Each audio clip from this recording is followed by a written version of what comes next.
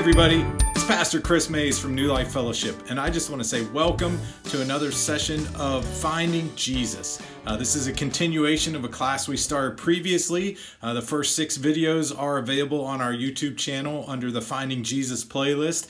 And what we've been doing in this series is we've been looking for places in the Old Testament where Jesus was concealed or foreshadowed, or we see pictures of him, specifically in the Old Testament, since that is what the disciples, the early church, used to evangelize the world and tell people about Jesus.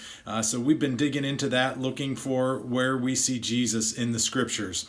The entire Bible is the story of Jesus, but the disciples, the early church, again, they preached from the scriptures that we call today the Old Testament.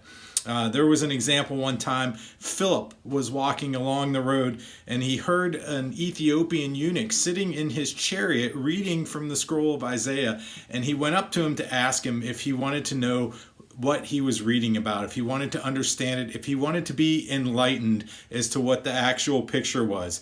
And in Acts 8:35 it says, "Then Philip opened his mouth, and beginning with this scripture, he told him the good news about Jesus."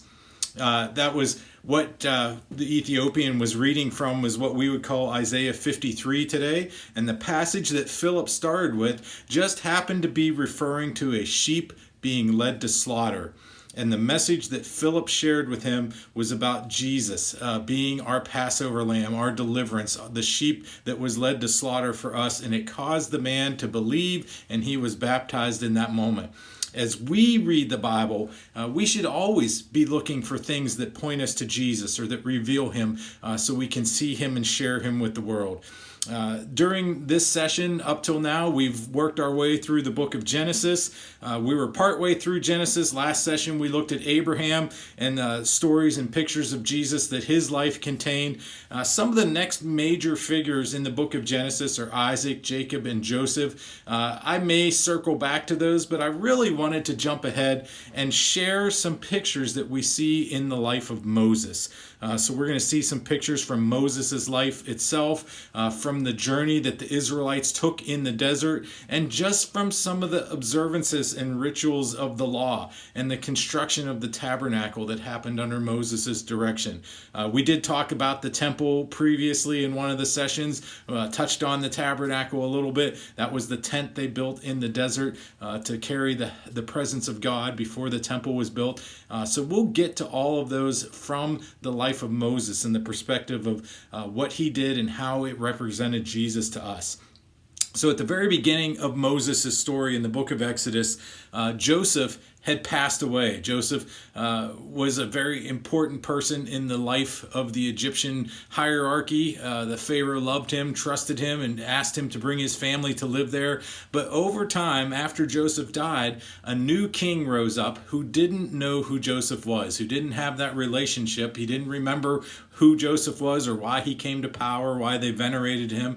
And that Pharaoh was concerned because of how numerous and prosperous the Israelites had become.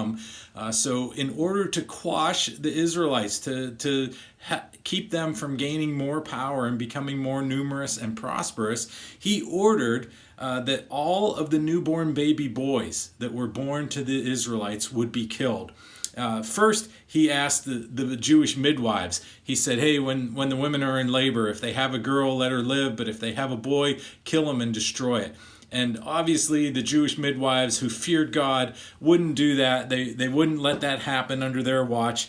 So they made some excuses. They lied to Pharaoh. And this is what it caused him to do. In Exodus 1:22, it says, "Then Pharaoh gave this order to all his people. Throw every newborn Hebrew boy into the Nile River, but you may let the girls live." So right off of the bat, in the story of Moses' birth and what was happening at that time, we see a foreshadowing of how the enemy always tries to destroy the one who has come to bring deliverance. In this case, Moses was being raised up to be a deliverer, and the enemy tried to wipe him out by stirring Pharaoh to declare and decree that all the newborn baby boys should be killed. In Genesis chapter 15, if you go back and look at the story of Abraham, God was promising him what was going to happen.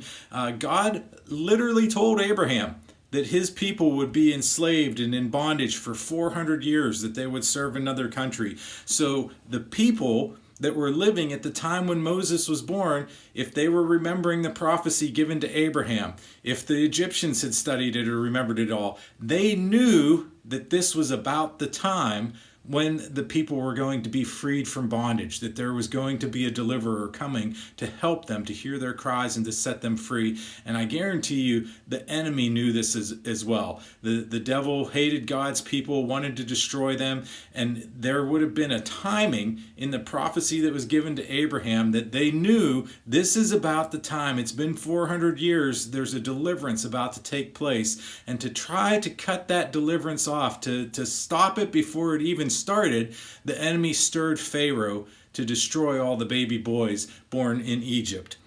Moses was going to bring a physical deliverance to release God's people from slavery and in bondage in Egypt. And God was foreshadowing in that a picture of Jesus, who would ultimately come to bring deliverance to his people from sin and death. Beginning later, if we're talking about the story of Moses foreshadowing Jesus, the enemy tried to destroy the deliverer, tried to kill Moses before he even got started in performing deliverance for the Israelites. Similarly, in Daniel chapter 9, God begins to tell Daniel, hey, there's 490 years that are going to go by until God's going to bring a king who's going to put an end to wickedness and bring in everlasting righteousness. So there was a time element there also, that the people who were watching and understanding the times and seasons would have known, hey, about the time when Jesus is born, that's when the king was promised. That's when the deliverer was going to come and rescue God's people from wickedness and bring everlasting righteousness.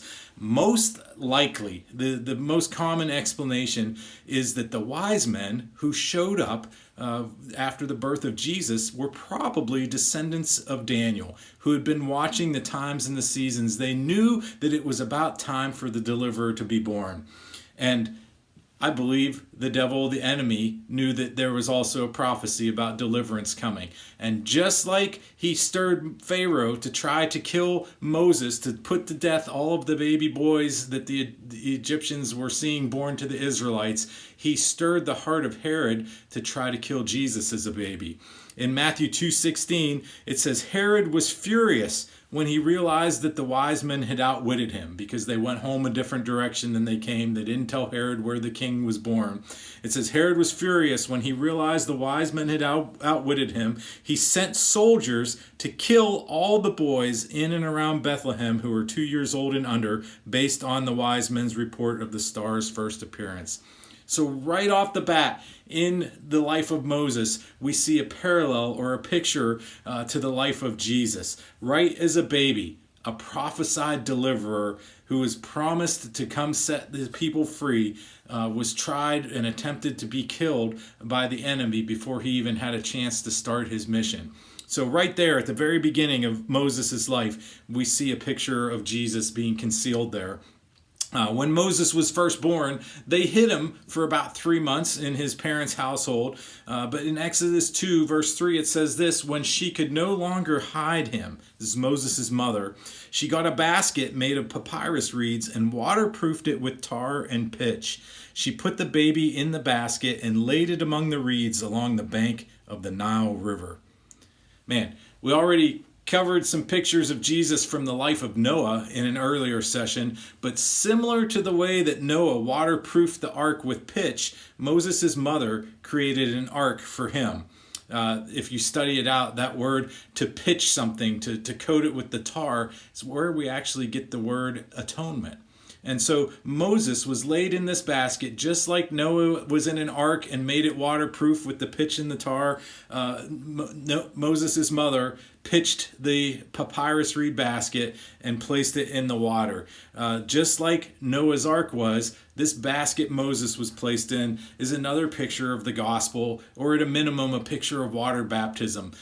Just like the ark of Noah, this papyrus reed basket, Christ, it's a picture of Christ. He is the ark that protects and carries us through waters that would kill us, that would destroy us. And he brings us through those waters to new life. When the when the princess of Egypt, when she was bathing in the river there, she sees the basket. She goes over and finds Moses. She named him. So the Egyptian queen named Moses. And the word Moses means to be drawn out of the water or to be rescued. And it's very fitting because Moses would be the one that God eventually used to draw his people out or to rescue them from Egypt. Egypt being a symbol of bondage and sin to and slavery to the world. That's when we're looking at pictures of the Old Testament, not just specifically Jesus, but if we're looking at types and shadows, Egypt is a place of bondage. It's a picture of sin and the world. And just like Moses would eventually be the rescuer who would draw God's people out of that bondage, Jesus came to be our rescuer to draw us out of not a physical bondage, but a spiritual bondage to sin and death. Just as Moses was drawn from the water, the entire nation of Israel would actually go through the waters of baptism, so to speak, in the Red Sea, where God permanently separated them from their bondage and their captors and their old life. And that's a similar picture to what we see in water baptism today, where that water separates us. It's a place of separation from our old life of sin and the bondage we were under. So Moses was drawn out, given the name Moses. He's going to be a deliverer or a rescuer. The next recorded activity of Moses that we see in Exodus actually reminds me of the difference between the Old and the New Covenants. Several sessions ago, we talked about the difference in the garden between the tree of life and the tree of the knowledge of good and evil, trying to do things in your own strength versus relying on the grace and the mercy of God. And so in Exodus chapter 2, verse 11 through 15, there's a story that's recorded where Moses saw an Egyptian oppressing some of his fellow Israelites. So keep this in mind, almost like the picture of the two trees or the two different covenants. Moses had a heart to help his people, but his first attempt at it was doing it in his own strength. Moses, he was a picture of Jesus, but Moses wasn't perfect. In fact, the law, even Moses being the one that gave the law and the mediator of that covenant, he was unable to enter the promised land and wasn't made righteous by the law. So even though Moses is a picture of Jesus, he wasn't perfect. So Moses sees this Egyptian oppressing his people, and he physically gets into a fight and kills the Egyptian, thinking, I'm going to be the deliverer for the people. He hides the body, buries it in the stand, but word gets out. Pharaoh's angry with Moses because of what he did, and Moses flees and goes to live in Midian. So right there in that story, like I said, it's almost like the difference between two covenants or the two trees in the garden. Moses had a heart to help his people, but he tried to produce salvation for Israel in his own strength. He tried to take matters in his own hands instead of letting God do the work. You could put it another way. He ate from the tree of the knowledge of good and evil, and it produced death. So Moses had to go on the run. Once he killed that Egyptian, it was actually Moses' own people that called him out and said, what are you going to do? You're going to kill us too, like you did that Egyptian? And it's very similar to the life of Jesus, where thinking, hey, I've come to be a deliverer, and people didn't accept him. In Acts 7:25, when Stephen's preaching, he says Moses assumed his fellow Israelites would realize that God had sent him to rescue them, but they didn't. So just like Moses and his people didn't accept his help all the time, Jesus died for his people, and they still rejected him. Isaiah talks about the Jews' hearts being hardened and their ears being stopped up and their eyes being unable to see. Just like Moses was rejected and had to flee to Midian, Jesus offered a sacrifice that his own people, many of them, rejected him.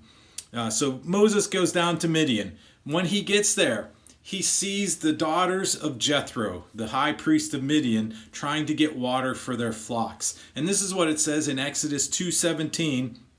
It says, some shepherds came along and drove them away.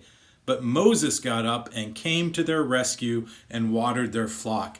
So we see Moses already, he's living up to his name, the rescuer, the one who was drawn out.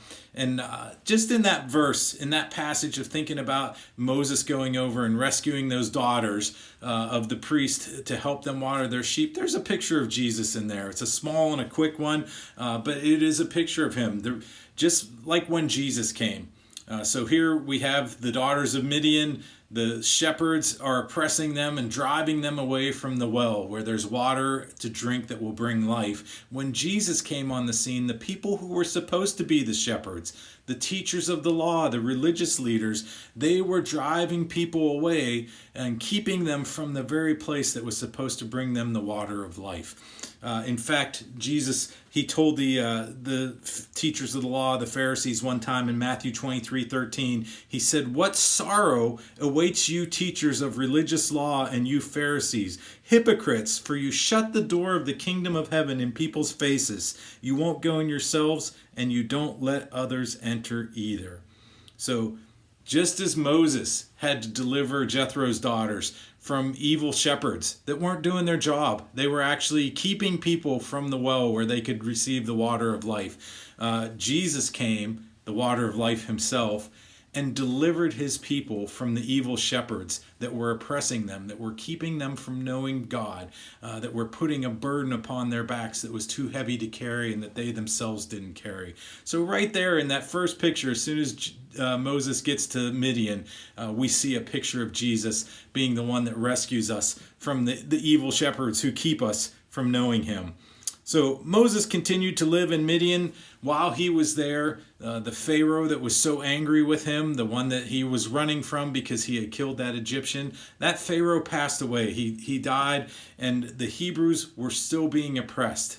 Worse than ever the conditions were for their enslavement, and God began to stir. He called Moses to go back and to actually be a deliverer for his people, but this time not in Moses' own strength, but in God's strength. Moses was out tending sheep one day. He was taking care of his father-in-law's flocks, and he sees from a distance this bush that's on fire. It's beginning to burn, but it's not being consumed. It's a continual flame that's happening in the middle of it. So he goes over to see what's happening. And in Exodus chapter 3, it says this. In verse 2, it says, "There the angel of the Lord appeared to him in a blazing fire from the middle of a bush." And further down in verse 14, after they're having an ongoing conversation and Moses is asking him, who should I tell them? What's your name? Who am I going to say sent me to them? And God replied to Moses, "I am who I am. Say this to the people of Israel, I am has sent me to you." I want to talk about this encounter at the burning bush because honestly, I don't believe that this reference is so much a picture of Jesus as it was an actual appearance by Jesus to Moses. We talked about Jesus being concealed in the Old Testament. Sometimes it's in pictures and foreshadowing, but sometimes there were appearances of Jesus that we don't realize it was him until later. There are several pre-incarnate. When I say pre-incarnate, I mean Jesus appearing in bodily form, looking and appearing in a way that he could talk and interact with the people who saw him. But it was before his birth in Bethlehem when he physically came fully human and fully God onto the scene. So pre-incarnate appearances of Jesus were seen all throughout the Old Testament before he was born of Mary. The big theological word for a pre-incarnate appearance of Jesus is a Christophany. So if you ever hear somebody use that word and you're wondering, what is a Christophany? It just means it was sometime in the Old Testament before Jesus was born to Mary when they believe he appeared himself to whoever he was speaking to. I'm going to talk about a couple of them that you see listed in the Old Testament. Most often, anytime you see the phrase, "the angel of the Lord," capitalized like that, anytime you see that in the Old Testament, most scholars believe that was a Christophany, that was actually Jesus the Son appearing and manifesting himself to people. The occurrences where you see that throughout the Old Testament, there was a time where God was coming down to destroy Sodom and Gomorrah. It says the angel of the Lord was coming to see what was going on. And he appeared and talked to Abraham and had a conversation in Genesis 18 about what should I do? I'm not going to hide this from my friend Abraham, but I'm going to let him in on the plan. And Abraham famously has a bargain saying, well, what if there's 50 righteous people there? Will you still do it? That where it says the angel of the Lord came, most scholars think that was a Christophany, that was Jesus in his pre-incarnate form coming and talking to Abraham. There was another time in his life when Abraham was about to sacrifice Isaac, his son, and it says the angel of the Lord appeared to him and told him to stop. Genesis 22. Another Christophany, where it may have been Jesus himself coming and appearing to Abraham and saying, stop, don't do that. There's a ram over in the bush that you can offer as a sacrifice. Another time that people think it was Jesus in his pre-incarnate form, when the angel of the Lord was wrestling with Isaac. It says he grappled with him all night and eventually touched Isaac's hip and put his hip out of joint, changed the way he walked, if you will. We know Isaac eventually became an heir to the promise of Abraham. And Genesis 32, in that story, he's obviously wrestling with somebody that he's having an encounter all night long, and it says it was the angel of the Lord. So most people think that may have been Jesus in his pre-incarnate form. Another example of that, Judges chapter 6, Gideon is down in the winepress trying to hide from the Midianites because he's afraid they've been oppressing them, stealing their grain and their food, and oppressing their people. And the angel of the Lord appears to him and begins to say, "Hail, mighty man of valor," and begins to unpack for him how God wanted him to be a method of deliverance for his people. So again, that's another one that many people think that was Jesus coming and actually talking to Gideon. Another famous one in Joshua chapter 5, they're looking at the walls of Jericho thinking, how are these ever going to come down? And Joshua is doing some reconnaissance and he's going around. And it says the captain of the Lord's host, the angel of the Lord, appeared to him and said, take off your shoes. This is holy ground. And Joshua says, whose side are you on? He says, neither. I'm on the side of the Lord. When that says the angel of the Lord, again, people think that may have been Jesus in this pre-incarnate form coming to talk to Joshua. Another time, people agree that this may have been Jesus in Daniel chapter 3. The king gets so angry with Shadrach, Meshach, and Abednego for not bowing down to the idol he had made, the statue of himself, that he throws them in a fiery furnace, thinking he's going to kill them and execute them. And he goes over to look in the furnace, and he doesn't just see Shadrach, Meshach, and Abednego. He sees a fourth person in the fire that has the appearance of the Son of Man. And it's Jesus. It's the angel of the Lord. It's the pre-incarnate form of Jesus appearing to them to rescue them. It says they were staying there talking with him. When they came out, they didn't even have the smell of smoke. It burned off their bondages, but it didn't affect, the fire didn't hurt them. Man, that's such a good picture of what Jesus does for us. He eliminates the bondages from our lives, and we get to be whole and healthy and have a relationship with him. The last one that I had on my list here, it doesn't necessarily say an angel of the Lord, but Ezekiel, in Ezekiel 1:26, it says that he saw a figure like that of a man who was basically looked like a man who was on fire and glowing, almost made of molten metal. That's Ezekiel's vision of God in Ezekiel 1:26. And I believe when he sees the figure, the appearance like that of a man, I think that may have been Jesus appearing to him in his pre-incarnate form, looking like he was on fire. So Moses had this encounter with the angel of the Lord. Moses had this encounter with what I believe was a pre-incarnation visit from Jesus Christ himself. And when Moses said, who should I say sent me? The bush, the angel of the Lord, the fire spoke to him, said, tell them I am sent you. I am that I am. And it literally means I exist in my own strength and power. I am uncreated. No one sustains me but myself. I am. And so Moses is carrying that name of God into Egypt to go deliver his people. But I want to tell you that I am appears later. We're talking about foreshadowing, pictures of Jesus, revelations of who he is. Jesus really is the I am. And later, there's a couple examples where he used that phrase. You read through it. If you think he's just saying, oh, it's me or I am, you wonder, why did it make people so upset? Why did they want to kill him? It's because he wasn't just saying, it's me, my name's Jesus. He was invoking the name of God that he had spoken to Moses to say, I am is the one sending you. Here's the examples of it. After Jesus had been arrested, he was being questioned by the high priest in Mark chapter 14. They couldn't get enough agreement. They had all these false witnesses that were coming to testify against him, but they couldn't get them to agree enough to be worth crucifying Jesus. They weren't able to say, hey, 2 or 3 witnesses definitely saw anything worth condemning Jesus to death.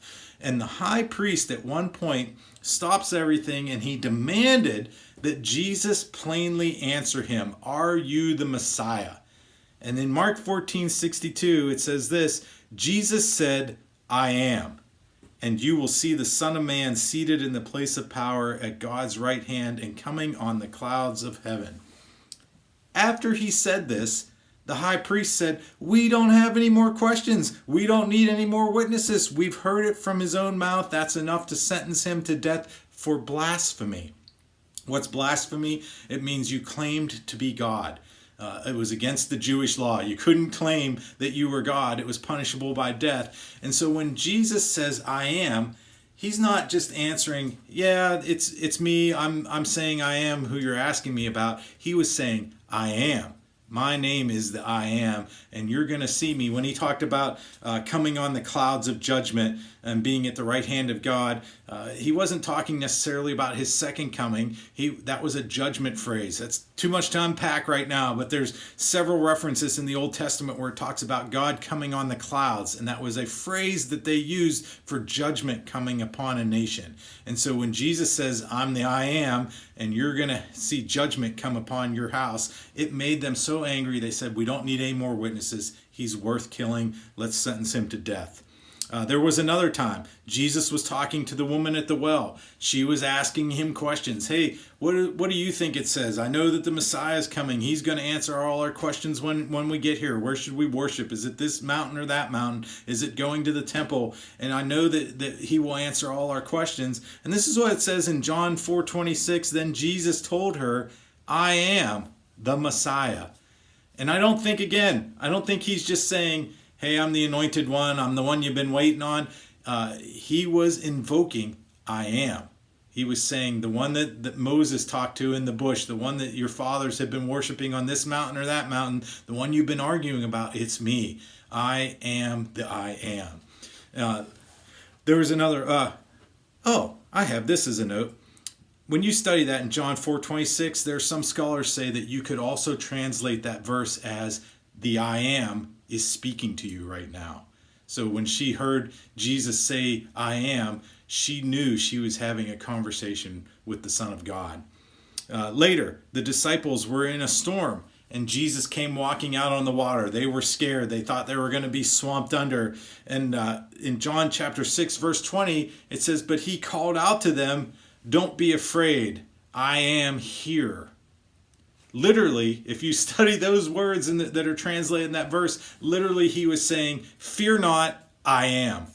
So when they were in the storm and he was about to comment and bring deliverance and they were wondering, who is this guy that even the winds and the waves obey him? It was because he said, "You don't have to be afraid. I am. I am the one that was talking to Moses. I am the one that has history in the palm of my hand. I know you inside and out. I am the I am." So all of those things to say, Jesus, I believe, was declaring that he was the I am, the same one that had spoken to Moses from the bush. So I don't know that the burning bush was so much just a picture of Jesus as it was an actual visitation by him. I believe that was probably one of the things that Jesus revealed to them when he's walking along the Emmaus Road and saying, "All of the scriptures talk about me," and he began to unpack some things for them. So Moses has this conversation at the burning bush with who I believe was Jesus in his pre-incarnate form. And he begins to have a conversation at the burning bush. How will they listen to me? He asks God, how will they know that you sent me? What could I do? What signs could I give that'll let people know that you're on my side? And in Exodus 4:2, the first thing it says that God asked him was, "What's in your hand?" "A shepherd's staff," Moses replied. So right there, the first thing that God says, "What's in your hand?" And he says, "A shepherd's staff." There's a picture of Jesus in there. First of all, it is the staff of a shepherd. And we know that Jesus is our chief shepherd. He's the one that watches over us. The psalmist famously said in Psalm 23, "Your rod and your staff comfort me." And we know that the Spirit of Christ is our comforter. There's so many pictures that you could unpack from the fact that it was a shepherd's rod in the hand of Moses at that point. The staff was a picture of ruling authority. Even if you look at some of the ancient Egyptian artwork, the kings, the nobles, the princes, the people in positions of authority and power are always depicted holding a staff in their hand. And so that picture of the staff that Moses was holding was a picture of authority. And we know that Jesus later told his disciples in the Great Commission in Matthew 28 that all authority in heaven and earth had been given to him. The staff itself was made out of a branch that grew, a tree branch. And there was a prophecy given about Jesus in Isaiah chapter 11. In verse 1, it says, "Out of the stump of David's family will grow a shoot. Yes, a new branch bearing fruit from the old." So this is a prophecy about Jesus coming to be the Messiah, that he was descended from David, that he was going to be the branch, capital B in that verse, as a title for him. There's a stump. It looks like there's no life left. The children of Israel had gotten to the point where they'd wandered so far from God that their religion was empty. It was powerless. It was actually taking people away from God instead of leading towards him. There was a stump left that a shoot or a branch grew out of. Jesus himself was that branch. He was that shoot that grew up out of the stump where it looked like there was no life left. You could probably also tie in the cross being the wood that was a place of death, but life sprang out of it.